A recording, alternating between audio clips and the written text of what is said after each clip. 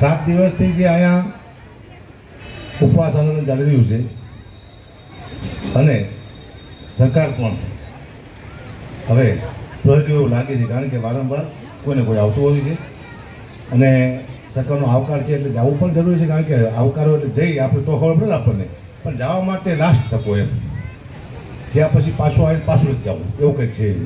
એટલે 5 જણા જે કમિટી નક્કી કરે એ આવશેની સાથે હું જવાનો છું, કારણ કે હું બહુ સાંભળીશ ખેતમાં શું છે અને જે અહીંયા બનશે એ જ ઉપાસો કહીશ મીડિયામાં. ત્યાં જે પ્રશ્નનો જવાબ આપશે, જે આપણું પરિપત્ર છે એમાં જે આપણી માંગ છે પૂર્ણ કરવા માટે સરકાર તૈયાર છે એવું મેં જાણ્યું છે. હકીકતમાં તૈયાર હોય ને હકીકતમાં જે બધું પૂરું કરતા હોય તો આ આંદોલન પૂર્ણ થાય છે અને ખેડૂતો ખુશ થાય છે, રાજી થાય છે. પણ સરકાર જે પરિપત્રમાં માંગ છે પૂરી કરશે એવી આશા છે, મને વિશ્વાસ છે. સરકાર હંમેશા ખેડૂતનું સારું વિચારે એને સરકાર કહેવાય.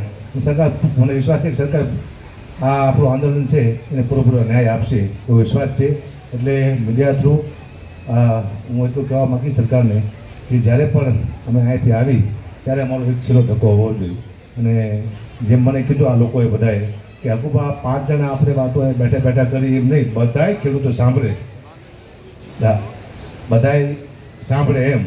અને મને એમ કહેવામાં આવ્યું કે કદાચ માંગણી સરકાર પૂરી ન કરે તો અહીંયા જ્યાં પછી હકુબા કરશે ને કે પાછું હું તમારે હેરાન બેસી જઈશ, બરાબર ને?